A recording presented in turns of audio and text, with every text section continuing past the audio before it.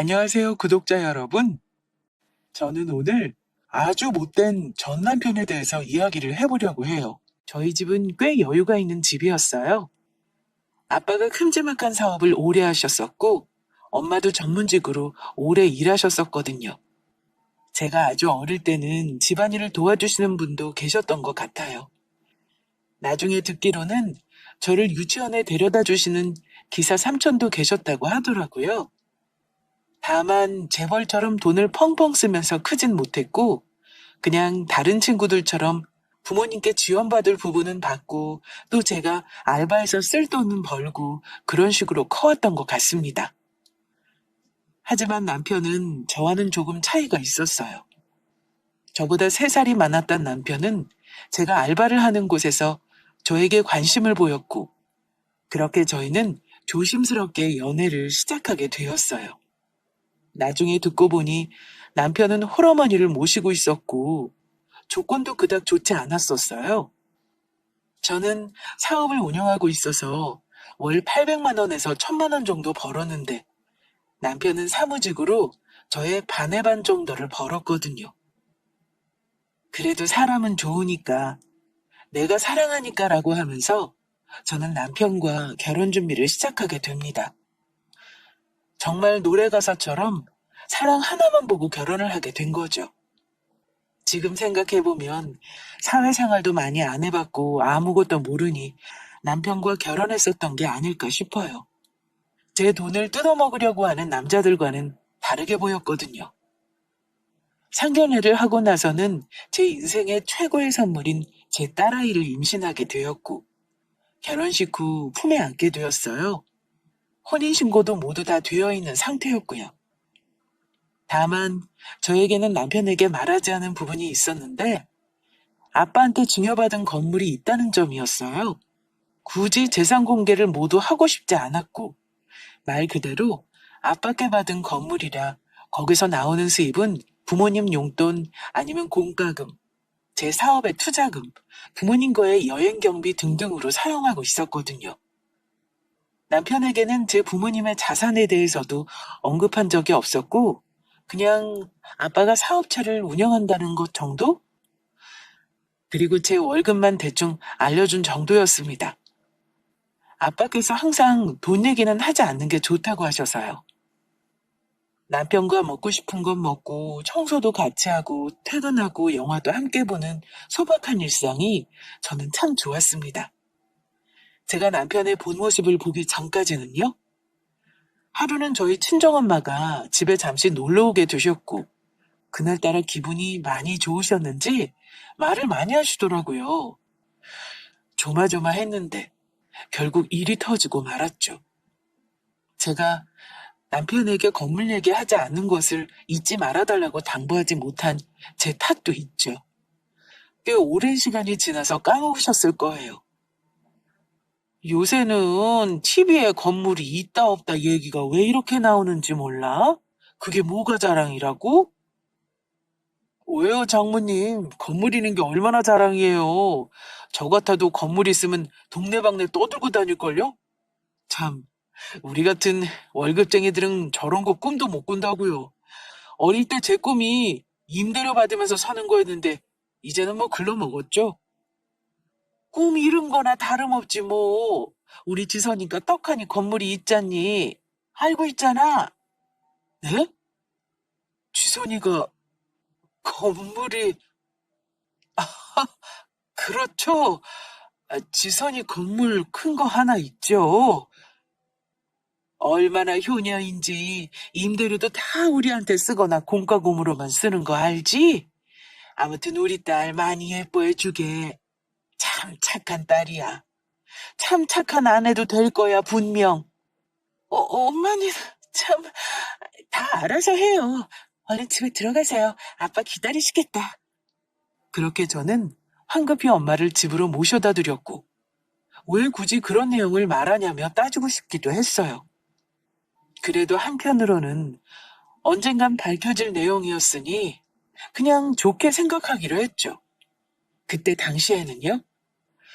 이렇게 우연히 제가 건물주라는 사실이 밝혀졌고 엄마가 가시고 나서는 왜 말 안 했냐고 서운해하면서 방에 들어가 있길래 그렇게 끝나는 줄 알았는데 이후에 남편은 완전히 태세를 전환했어요. 완전히 다른 사람인 것처럼 말이죠. 지선아, 나 사업하고 싶어. 아침 9시까지 나가서 상사 욕 듣고 눈치 보고 돈은 쥐꼬리만큼 벌고 그만하면 안 될까? 어? 안 되지. 무슨 소리야. 우리가 애들도 아니고 욕먹기 싫다고 일 그만둘 나이는 지났지. 안 그래? 이제 우리 아가도 있는데 돈도 차곡차곡 모아야 해. 좀만 더 참아봐. 너 건물이 있잖아. 거기서 나 뭐 하나 하면 안 돼? 음식 장사라도. 장사 중에 최고는 물 장사라잖아. 무조건 내가 대박 터트릴 수 있을 것 같은데? 건물 맡겨놨어? 우리 엄마도 말했잖아. 그냥 공과금으로 쓰거나 저축, 아니면 부모님한테 쓰는 게 그게 다야. 날 위해서 쓰는 건 아무것도 없어. 그리고 장사 아무나 하는 거 아니더라. 지금 장사하시는 분들 얼마나 힘들어 하시는데. 아니, 마누라가 건물이 있는데 따로 월세 내면서 장사할 필요가 뭐가 있어? 남편한테 그 정도 지원도 못 해줘? 좀 서운한데. 나 너가 나한테 건물 말 안 한 거에 대해서도 쿨하게 넘어갔어. 알지? 안 넘어가면 뭐 어떻게 했을 건데? 정확하게 할 사업이 있고, 번뜩이는 아이디어고, 내가 봐도 경쟁력 있겠다 싶으면 투자 개념으로 도와줄 수 있어. 근데 장사나 해볼까? 물장사 해볼까? 이렇게 하는 건 내 부모라도 도와줄 수 없어. 그리고 정말 부탁인데, 그냥 건물 없는 셈 쳐줘. 나도 항상 없는 셈 치고 살았고, 오빠도 듣기 전까지 직장 다니면서 잘 살았잖아. 아유, 근데 또 사람 마음이란 게 그런가? 주선아, 한 번만 잘 생각해봐. 알았지? 우리 가족이 대박나는 길일 수도 있어. 남편은 그날부터 제 건물에 집착을 하기 시작했던 거죠. 거기에 사업을 시작하고 싶다면서 말이에요. 항상 말끝마다 너 건물 있잖아 라는 말을 달고 살기 시작했고, 일이 힘들다고 하면 그냥 그만두라고 하며 제 고민을 우습게 여겼어요. 남편은 마음이 뜬 건지 그 뒤로 직장도 억지로 죽지 못해서 다니는 듯 보이더군요. 그러다가 남편은 결국 사고를 쳤어요. 밤에 갑자기 현관문이 쿵쿵거리는 소리가 들려서 나가보니 남편은 친구들을 모두 데리고 집으로 왔더라고요. 한 8명 정도 되었으려나요? 여보! 나왔어! 내 친구들 다 우리 집으로 오라고 했어. 괜찮지? 아우, 술 냄새. 아니, 왜 이렇게 술을 많이 마셨어? 꼴이 이게 뭐야? 기분 좋아서 많이 마셨어. 우리 딸은 자고 있어. 조용히 해, 깰라. 근데 뭐 했길래 기분이 이렇게나 좋은 거야? 자기는 상상도 못할걸? 나 일 그만뒀어, 드디어! 잘했지, 마누라. 잘했지? 뭐, 뭐? 일을 그만뒀다고? 내가 그만두지 말라고 했잖아. 못 살아, 진짜. 이렇게 사고를 치고 오면 어떡하니? 정신 차려봐, 빨리. 그렇게 모두 우르르 들어와서는 저희 집에서 술을 마시기 시작했는데 아주 제가 건물주라는 걸 온 동네에 소문을 낸다 보더라고요. 친구들마다 건물 있으셔서 좋으시겠어요. 건물 시세가 얼마나 돼요? 등등 거의 취조를 하듯이 물어봤으니까요. 저는 진짜 화가 나 미칠 것 같았습니다. 상의 없이 일을 그만둔 것도 화가 났고 건물이 자기 것도 아닌데 그거 하나 믿고 이렇게 까불고 있는 것 같아서 더 그랬죠. 그렇게 남편은 친구들과 떠들썩하게 술을 밤새도록 먹고 잠이 들었고 그 다음날 저는 남편을 흔들어 깨우면서 물었어요. 여보, 일어나봐. 빨리! 지금 이렇게 일을 버려놓고 잠이 와? 아, 왜? 피곤해 죽겠어. 여보, 진짜 일 그만뒀어? 아니, 왜 나한테 말을 안 했어? 그렇게 일을 저지르고 오면 어떡해? 이런 자유도 나는 없어? 한번 객기 부려봤어. 일 구할 거야. 해야지. 내가 없는 셈 치라고 했지? 어차피 그만뒀으니까 한 몇 주는 쉬던지. 미리 같이 얘기를 했으면 좀 좋아? 분명 안 된다고 했는데 갑자기 그렇게 일방적으로하는 게 어딨어? 내가 사업하고 싶다고 잘 생각해보라고 했잖아. 우리가 미리 같이 얘기를 안 했다고? 했잖아. 뭐 건물에 금이라도 숨겨놨어? 그냥 그 건물에 하나 좀 주면 되잖아. 난 안 된다고 했잖아. 그렇다고 결론이 난 것도 아니었어. 그래, 너 잘났다. 일 구하면 될 거 아니야. 숨 좀 쉬려고 했는데 아주 남편을 죽인다 죽여. 그렇게 남편은 그날 이후로 일을 알아본다는 핑계로 제가 출근해서 일하는 내내 밖으로 나가기 시작했어요. 말로는 이력서도 넣고 사업하는 형님들을 만난다고 하는데 한 달이 지나고 두 달이 지나도 아무 진전이 없어 보였어요. 답답한 일상이 계속되던 중 저희 부모님께서 잠시 집에 들렀다가 우연히 남편을 마주치시고는 남편이 일을 하지 않고 있다는 걸 눈치채셨어요. 이후로 저희 아빠께서는 딸 혼자 일을 하고 가게를 맡고 있는 것이 마음에 걸리셨는지 전화를 하시고는 말씀하시더라고요. 다음 주나 다음 달이나 이서방 편할 때 이쪽으로 출근하라고 해. 사무직이라 그냥 기본 일은 다 할 수 있잖아. 직원들한테는 추가 직원으로 면접 보고 뽑은 거라고 할 테니까 너무 걱정하지 말고 인사과에 넣을 테니까 그쪽 가서 잘 해보라고 해. 언제까지 너가 계속 책임지고 일하고 있을 순 없잖냐. 네? 안 그러셔도 되는데요, 아빠. 이서방 정신을 차려야죠. 이력서도 넣고 있다곤 하던데 뭐 연락 오는 데가 있지 않겠어요? 나도 직접 이서방 옆에 두고 보고 싶어서 그래. 어떤지 좀 살펴보기도 하고 뭐 진짜로 인사과에 사람이 필요하기도 했고. 힘들지 말라고 우리 딸. 아무리 차이가 좀 있어도 너가 사랑해서 이서방과 결실을 맺은 거니 어른으로서 그리고 아내로서 최선을 다해 응원해주고 지지해야 한단 말이다.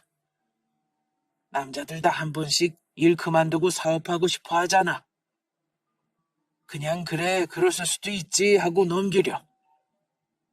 네 아빠 고마워요. 이서방한테는 제가 말 잘해서 다음 주부터 출근하는 걸로 할게요. 아빠는 아빠 회사에서 일을 할 수 있도록 남편의 자리를 만들어주신 거였어요. 제가 너무 힘들어 보였던 건지 마음이 좋지 않았어요. 일을 많이 해서라기보다는 건물을 보고는 태세가 변해가는 남편을 보고 더 마음속으로 힘든 거였는데 말이에요. 그날 저녁 또 뭘 하고 들어왔는지도 모르는 남편에게 이 소식을 전해주니 남편은 뛸 듯이 기뻐하더군요. 정말? 정말? 나 그럼 뭐 과장으로 들어가는 건가? 라는 얼토당토하는 말과 함께요. 답답하실 수도 있겠지만 전 이때까지도 딱히 이혼 생각을 하지 않았어요. 아빠 말씀대로 무슨 일이 있어도 평생 옆에서 챙겨주는 아내가 되겠다고 약속했는데 또 앞으로 더 큰 고난이 있을지 모르는데 쉽게 이 인연을 포기하고 싶진 않았어요. 뭐 그때까진 많이 사랑했던 것 같기도 하고 아빠 없는 아이를 만들고 싶지도 않았거든요. 그렇게 남편은 아빠 회사에서 신입으로 출근하기 시작했고 처음에는 힘들어했지만 곧잘 적응해서 일도 열심히 하더라고요. 그렇게 평화가 오는가 싶었는데 지금부터 정말 신의 한 수 같은 일이 일어났어요. 지금 생각해도 신이 정말 도우셨음을 확신하는 일이요. 제 제일 친한 친구가 바로 대학병원에서 일했었는데 오랜만에 전화가 온 것으로 모든 일은 시작되었어요. 지선아, 나야. 뭐 하고 있어? 바쁘지 않으면 잠깐 통화 괜찮지? 그냥 잠깐 일하고 들어와서 빨리 하고 있었지. 결혼하니까 집안일만 해도 하루 시간이 다 가는 거 있지? 그래? 아주 주부 다 됐네. 아니, 달력 보는데 곧 너 생일이더라. 뭐 다른 계획 있어? 글쎄 뭐 남편이랑 밥이나 먹는 거겠지 뭐. 그런 걸 다 기억해주고 고마워. 저번에 너가 나한테 지갑 선물해줘서 나도 좀 해드렸는데 너네 부부 우리 병원 와서 건강검진 좀 받아보면 어때? 내가 예약해줄게. 너 저번부터 속 안 좋다고 계속 그랬던 것도 그렇고 찝찝해서 남편분도 술, 담배 많이 하지 않아? 한번 이참에 검사 쫙 받아봐. 우리도 이제 슬슬 건강관리 해야 해. 어머, 정말이야? 예약하기도 힘들다고 들었는데 고마워서 어떡하나? 이번에는 바빠서 내가 따로 같이 밥을 못 먹을 것 같아서 뭐 해줄까 하다가 생각했지. 어때? 너 일하다 보면 건강도 잘 못 챙길 거 아니야. 딸내미도 있는데 이제 건강 챙겨야지. 고맙지. 고마워. 내 남편까지 신경 써주고. 그래, 내가 날짜 맞춰서 내가 금방 잡고 연락할게. 그날 보자. 친구는 제 생일 선물로 부부 건강검진을 예약해준다고 했고, 저는 일한다, 결혼한다, 뭐다, 오랫동안 제 건강을 신경 쓸 수 없었기에 고마워하며 선물을 받기로 했죠. 안 그래도 몸이 점점 안 좋아지는 것 같았거든요. 이 소식을 남편한테 말을 하니 남편도 너무 좋다고 하더라고요. 자기도 술, 담배를 많이 하니 걱정되었다고 하면서요. 본인 몸은 정말 끔찍하게 아꼈거든요. 그렇게 날을 잡고 저희는 병원으로 향하게 되었습니다. 안내에 따라서 하루 전 금식도 했고 긴 시간 동안 이것저것 검진을 모두 받게 되었어요. 검사를 하는 동안 요새 많이 피곤했는데 안 좋은 병이라도 나올까 싶어 떨리기도 했고 괜히 딸 생각, 남편 생각, 부모님 생각도 들면서 싱숭생숭했던 것 같아요. 그렇게 검사 결과를 들으러 가는 날이 되었고 의사 선생님을 만나서 이야기를 듣는 순간 저는 하늘이 무너지는 것 같았습니다. 김지선님, 남편분이랑 같이 검진 받으셨죠? 네, 맞아요. 이런 말을 제가 어떻게 드려야 할지 잘 모르겠지만 안 좋은 소식을 전해드려야 할 것 같아요. 네? 무슨 문제라도 있나요? 김지선님, 위암입니다. 당장 돌아가신다거나 그런 최악의 상태는 아니고 수술은 시도해 볼 수 있을 것 같아요. 오늘 당장 입원하셔서 수술하실 준비를 하시고 조금씩 치료를 시작하시는 게 좋을 듯 하고요. 항암 치료도 추가적으로 진행하면 결과적으로는 좋을 가능성이 있긴 합니다만 확신은 드릴 수 없을 몸 상태입니다. 위암이요? 의사 선생님, 정말요? 제가 위암이라고요? 아니, 우리 아기는 너무 어린데. 너무 갑작스러우실 거 잘 알고 있습니다만 살이 많이 빠지시고 요새 입맛도 없지 않으셨어요? 의심스러웠던 증상 있으시면 좀 말씀해 주시겠어요? 저 살은 빠졌지만 입맛은 그렇게 없진 않았어요. 삼시세끼도 건강식으로 잘 챙겨 먹고 있었고 피가 보인다거나 하는 다른 증상도 없었고요. 의사 선생님, 제발 살려주세요. 최선을 다해서 노력하겠습니다. 남편분께는 검진 결과 말씀드릴 때 김지선님 이야기까지 추가적으로 전달해드리겠습니다. 오늘부터 당장 입원하셔야 합니다. 망설이거나 하실 시간이 없어 보이네요. 바로 가셔서 입원 신청하세요. 네, 알겠습니다. 제가 위암이라고 하시는 의사 선생님. 위암이라는 말을 직접 들으니 정말 하늘이 무너지는 것 같더군요. 그 순간 제 딸이 밝게 웃는 얼굴, 그리고 평생을 저만 보고 사셨을 제 엄마 아빠, 그리고 밉지만 옆에서 듬직하게 지켜줄 때도 있었던 제 남편까지 파노라마처럼 지나가는 것 같았어요. 인생 살면서 잘못한 게 있던 걸까? 내가 뭔가 벌을 받고 있나라는 생각부터 별별 생각이 다 들더라고요. 눈물만 계속 날 뿐이었어요.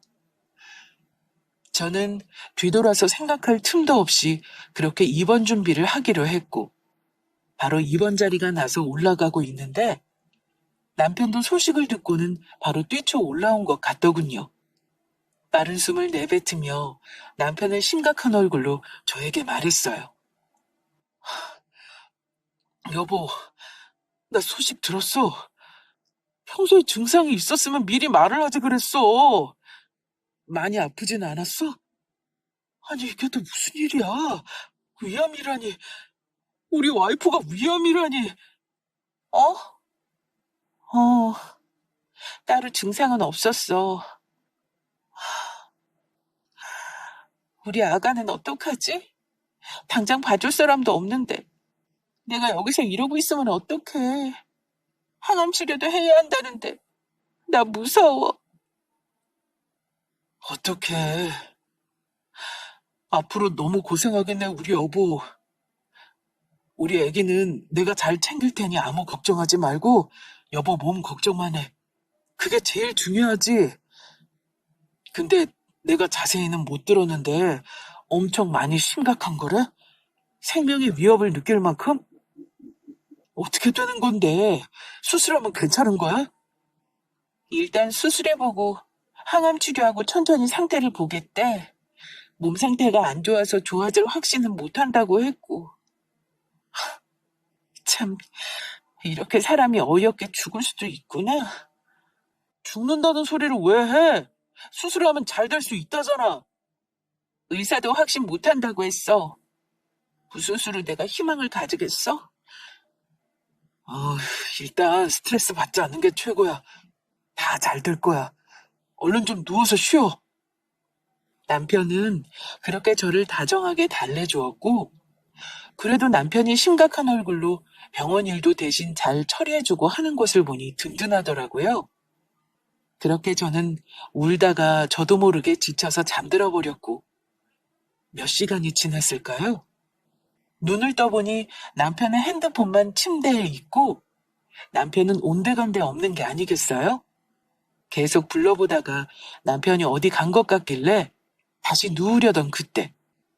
그날따라 왜 이렇게 남편의 핸드폰을 보고 싶었는지 모르겠어요. 저 핸드폰을 볼까 말까, 보면 내가 상처받을 일이 있을 것 같기도 하고, 내가 아픈 것을 누구한테 말하기는 했을까, 이런저런 생각을 하며 저는 남편의 핸드폰을 열어 문자 내역을 들어가 보았어요. 들어가니 남편에게는 정말 충격적이게도 상간녀가 있었습니다. 글 내용을 보니 회사에서 만난 사람 같았고 이미 서로 깊어질 만큼 깊은 사이로 보이더군요. 제가 건물이 있다는 내용도 상간녀는 다 알고 있었고, 정말 충격적인 건 제가 암에 걸렸다는 사실도 그새 말을 했다는 점이었어요. 남편은 슬프지도 않은 듯이 아내가 암이라는 말을 전했고, 상간녀는 안 됐다며 그냥 사람 운명이 다 그렇지 않겠냐고 우리가 인연이긴 한가 보다라면서 저를 거의 죽은 사람 취급을 하더라고요. 아, 참. 사람은 언젠간 다 죽으니까 라는 말도 적혀 있었던 것 같네요. 그것을 보니 내가 여태까지 뭘 한 건지 헛웃음만 나오면서 눈물도 나오지 않더군요. 그놈의 건물 이야기는 둘이 얼마나 많이 했는지 이미 그 건물에 상가녀 가게까지 차려줄 생각까지 하고 있더라고요. 떡줄 놈은 생각도 안 하고 있는데 말이에요. 그 뒤 남편이 들어왔고 저는 표정 관리를 해가며 아이 핑계로 집으로 보냈어요. 내가 죽더라도 저놈하고는 이혼을 해야겠다라는 생각하고 있던 도중에 급하게 의사 선생님이 저녁에 병실로 들어오셔서는 저에게 급하게 할 말이 있으시다는 게 아니겠어요? 김지선님, 아이 참, 이걸 어떡하나. 혹시 그 아까 남편분은 집에 귀가하셨어요? 네, 방금 집으로 보냈는데 무슨 서류에 사인이라도 해야 하나요? 아니면 보호자가 계속 상주해야 하는 건가요? 아니, 그런 게 아니고, 참, 이런 일이, 제 생각엔 이 결과지가 잘못 바뀌어서 나온 것 같아요. 두 분이 동시에 같은 검사를 하다 보니 환자 번호가 바뀌어서 기록된 것 같습니다. 정말 죄송합니다. 생명하고 연관된 건데 이렇게 큰 실수가 있었어서 이런 일이 진짜 가끔 있긴 한데 자주 있는 일은 아니거든요. 지금 그럼 그 말은 제 남편이 네, 남편분이 수술하셔야 합니다. 위암입니다. 그래서 혹시 지금도 계실까 싶어서 와봤는데 안 계시네요. 저희가 계속 전화를 아니에요. 제가 전화해 볼게요. 그럼 당장 남편이 입원을 해야 한다는 말씀이시죠? 네, 최대한 빨리 수술 날짜 잡아드릴 거예요. 그럼 연락 꼭 부탁드립니다. 빨리 오시라고 해주세요. 오시면 원무과나 여기 앞에 간호사분께 말씀해 주시고요. 내용은 제가 다 전달해 두어서 오시기만 하면 됩니다. 네, 알겠습니다. 그럼 혹시 제 몸은 다행이라고 말씀드리는 게 맞는지 모르겠는데 다 살펴보니까 괜찮으세요. 건강하십니다. 아무 염려 안 하셔도 됩니다. 그냥 잘 챙겨 드시기만 하세요. 네, 감사합니다. 드라마보다 더한 건 현실이라더니 정말 그렇더군요. 동시에 검사를 받아보니 환자 번호가 바뀌어서 기록이 되었고 결론적으로는 검사 결과지가 바뀐 거였어요. 저는 위암이 아니었고 바로 남편이 위암이었습니다. 그 순간 정말 다시 태어난 것만 같은 기분이 들더라고요. 하늘이 나를 불쌍하게 여겼나 보다. 아무것도 모르는 조강지처에게 한 번 더 복수할 기회를 줬나 보다라는 생각이 들었고요. 제가 암이 걸렸다면 역시 본인들은 인연이었다고 말했던 남편이 이 사실을 보면 어떨까요?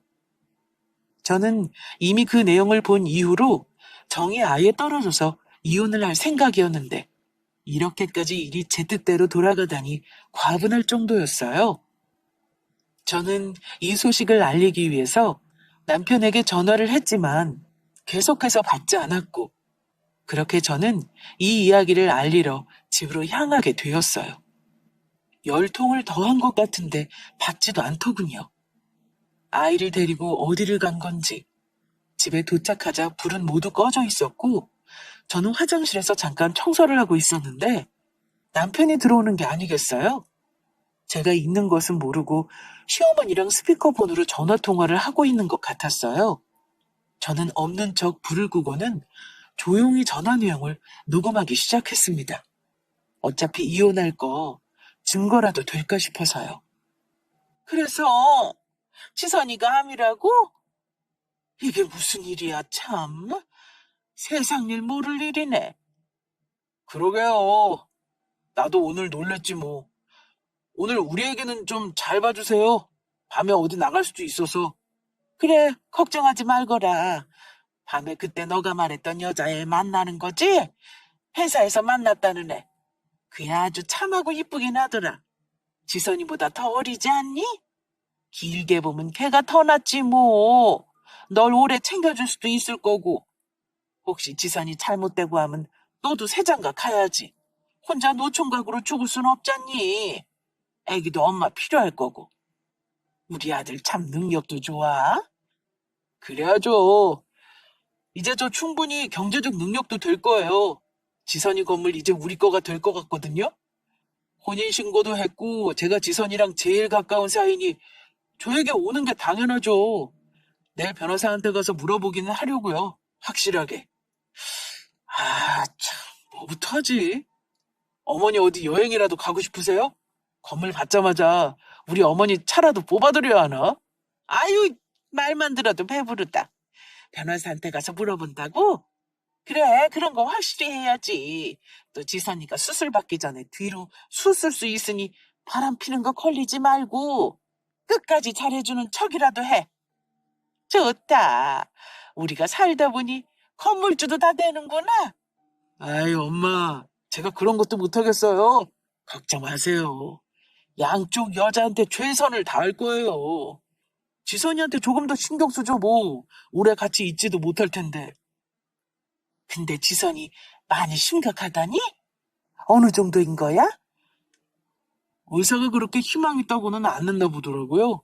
수술하고 항암 치료하고 더 봐야 된다고 확신은 못 한다고 했대요.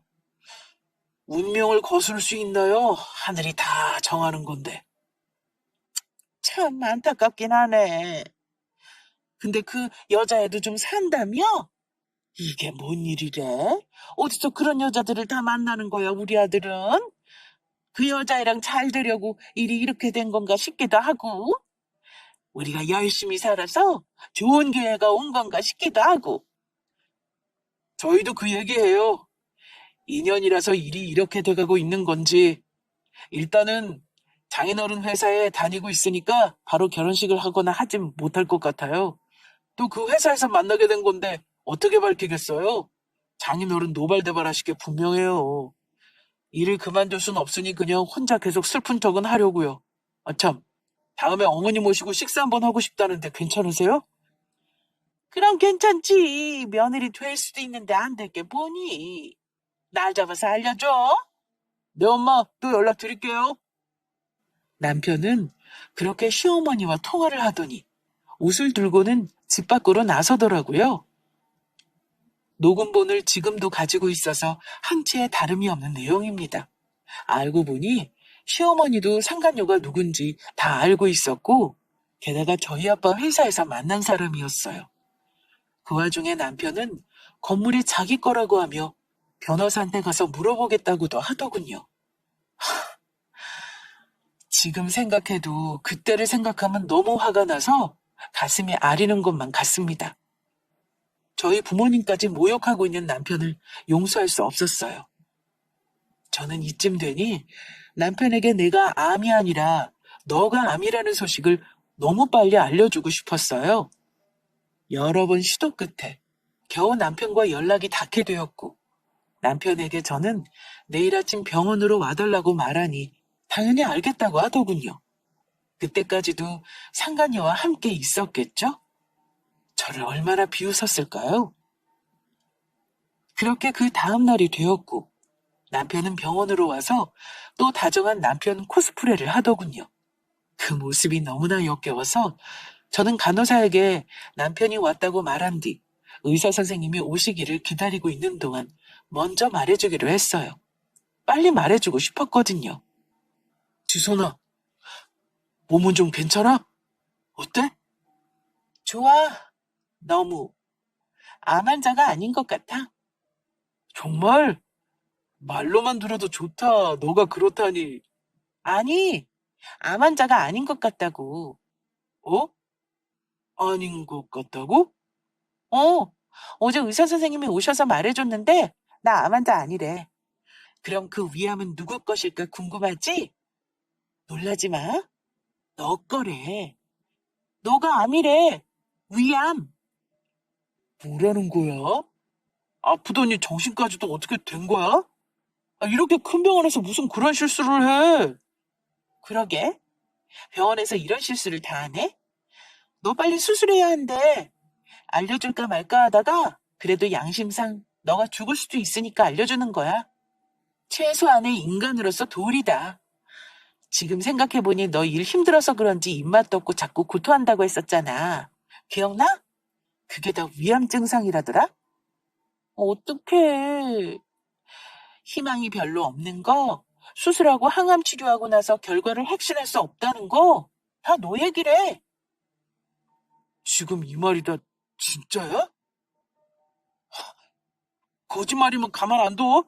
하나도 재미없어. 누가 누굴 가만 안 둔대? 이제부터 내가 널 가만 안 둘 거야. 내가 다 모를 것 같아? 우선 살아나 있어라. 할 게 많으니. 의사 오라 그래. 의사한테 당장 와서 설명하라 그래. 이게 말이 돼? 그 순간 의사 선생님이 들어오셨고 남편에게 설명해주기 시작했어요. 오셨군요. 아내분한테 말씀은 다 들으셨죠? 바로 수술 날짜 잡혔고 수술 진행하실 거예요. 혼란드려서 죄송합니다. 지금 제가 암이란 말이 진짜예요? 저 사람이 아니고 제가 얼마 못 살 것 같은 게 맞냐고요?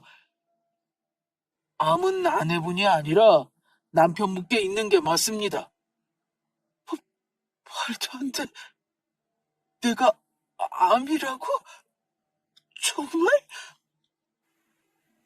남편은 이야기를 듣자마자 울음을 터뜨릴 것만 같았고 의사가 떠나간 뒤에도 아무 말도 하지 않은 채 멍하니 의자에 앉아있기만 하더군요.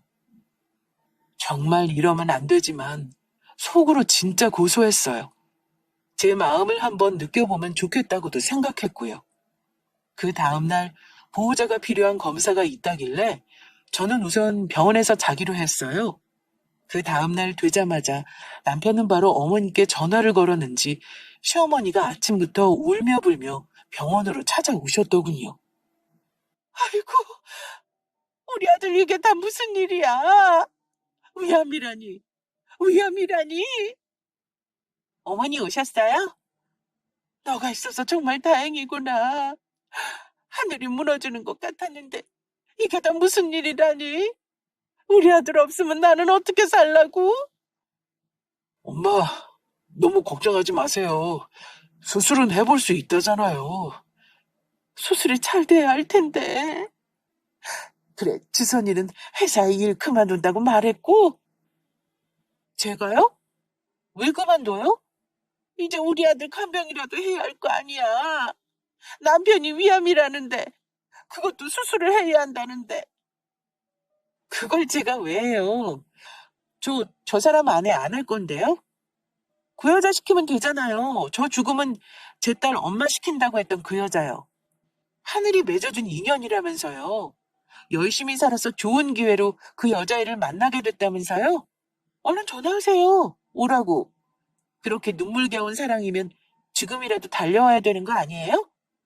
여보, 아니 그게 무슨 소리야? 무슨 말 하는 거야? 왜 모르는 척이야? 어머니, 저 다 알아요. 그 여자까지 곧 식사까지 하기로 한 거 아니었어요? 빨리 하세요.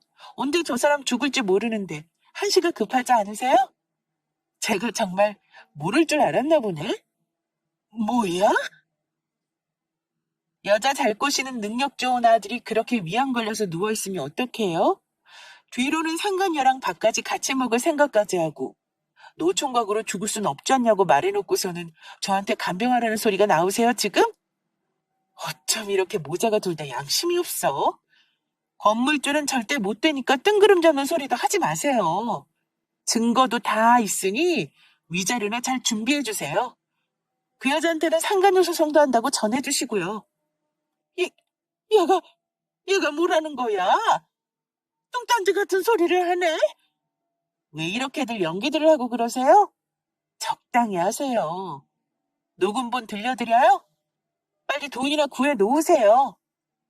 그렇게 저는 병실을 박차고 나왔어요. 사람 마음이라는 게 그렇게 사람의 끝을 보니 이제 죽든 말든 신경도 쓰이지 않더라고요. 친정으로 가서 딸을 안고서는 여태까지 있었던 일을 모두 부모님께 말씀드리니 노발대발하시는 엄마와 달리 아빠는 침착하게 옅은 미소를 띠시면서 말하시더군요. 안 그래도 너한테 말해주려 했는데 잘 됐구나. 어떻게 말해야 하나 여태까지 고민했었어. 이서방 그놈 아주 쿵코 다칠 일만 남았다. 우리 회사 돈 야금야금 공급행령하고 있던 것도 다 기록해두고 있었어. 또 둘이 애정행각 하던 거 무단 조퇴한 것도 다 CCTV로 남겨두고 있었고. 잘 됐구나 아주. 더 확실한 증거가 있어야겠다 싶어서 흥신소도 붙였었는데. 몰랐었지 딸. 모텔에 들어가는 사진도 모두 나에게 있다. 여행도 가고 별짓을 다 하더구나. 눈꼬셔서 원. 몇 번 죽여버리고 싶은 거 참았다고. 사내 변호사도 다 붙여줄 테니 상간녀 소송에 이혼 소송까지 모조리 다 해보자.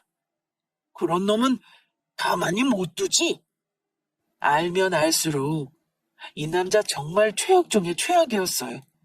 어떻게 한 건지 모르겠지만 머리를 써서 상간녀와 계속 공금횡령도 하고 있었고 무단조퇴도 엄청 많이 했었더라고요. 저희 아빠는 미리 다 눈치채셔서 모두 기록으로 다 남겨두고 계셨고, 아빠가 흥신소까지 이용했었다는 건 정말 모르고 있었어요. 제가 많이 상처받을까봐 언제 말할까 눈치만 보고 계셨던 것 같더라고요. 저렇게 말씀하시고는 그런 아빠라면 차라리 내 손녀 옆에 없는 게 낫다라는 말도 덧붙이셨어요. 저도 그런 아빠라면 없는 게 낫다고 생각했고요. 결국 모든 증거로 상간녀 소송 이혼까지 다 진행을 했고, 결론적으로는 양육권도 제가 가지면서 위자료를 큰 금액으로 받으며 사이다 이혼을 하게 되었어요. 이뿐만이 아니고 저희 아빠 회사에 고의적으로 피해를 주게 된 거라 공급횡령에 대해 벌금도 2천이 선고되었더라고요. 둘 다 회사도 잘렸고요. 아예 모든 것을 잃고 나락으로 가게 된 것이죠. 그렇게 되고 전 남편은 저에게 전화를 한 번 했습니다. 모르는 번호라 받았는데 전 남편이었더라고요. 나야, 지선아 잘 지내? 별일 없고? 우리 딸도 잘 지내지. 아이, 끊지 말아줘. 정말 궁금해서 전화했어. 다 잘 지내. 궁금할까 모르겠는데 나 수술 잘 안 됐어. 얼마 안 남은 걸 몸으로 느껴. 그 여자애는 나 떠난 지 오래고 위자료 내고 벌금 내고 엄마랑 둘이 단칸방으로 옮겼어. 이렇게 죽음이 온몸으로 느껴지니 너 생각밖에 안 나더라. 내가 뭔 짓을 했나 싶고 혹시 우리 마지막까지라도 함께 할 수는 없을까? 정말 부탁할게. 나 정말 그냥 하는 말 아니고 진심으로 반성하고 있어. 내가 잘못 살았어. 내가 너한테 죽을 죄를 지었어. 응, 그냥 다시는 연락하지 마. 나 그날 화장실에서 당신하고 당신 엄마 전화하는 소리를 몰래 조용히 녹음하던 그때 결심했어. 당신하고는 하늘이 무너져도 다시 함께할 일 없을 거라고. 내가 암이라는 이야기를 듣자마자 건물은 내 거라고 소리치던 그 목소리, 능력 있는 여자 잘 꼬신다던 말, 나를 그렇게 짓밟은 당신. 미안한데 나는 죽어서도 용서 못해. 당신도 그냥 벌 받은 거라고 생각해. 하늘은 무심하지 않더라. 이런 두 번째 인생이 나한테 온 거 보면 말이야. 그래도 애아빠니 이거는 말해줄게. 앞으로 우리 딸은 누구보다도 예쁘고 귀하게 키울 거야. 우리가 당신 인생에 없었던 것처럼 말이야. 어차피 끔찍하게 벌 받고 있을 테니 더 심한 말은 못하겠네. 끊을게. 그 통화 이후로 그 뒤에 전 남편과 이야기를 나누지는 못했어요. 그 뒤로 시어머니께서도 종종 연락이 오셔서는 미안하다고 하셨는데 전화번호도 바꾸고 친정도 이사가니 더 이상 연락하시진 않더군요. 사실 그 뒤로 남편이 어떻게 되었는지는 잘 모르겠습니다. 현재까지도 사실 잘 모르고 있어요. 궁금하면 알아볼 수는 있지만 그렇게 하지 않으려고 해요. 그냥 인생에 한 굴곡이 있었다고 생각하려 합니다.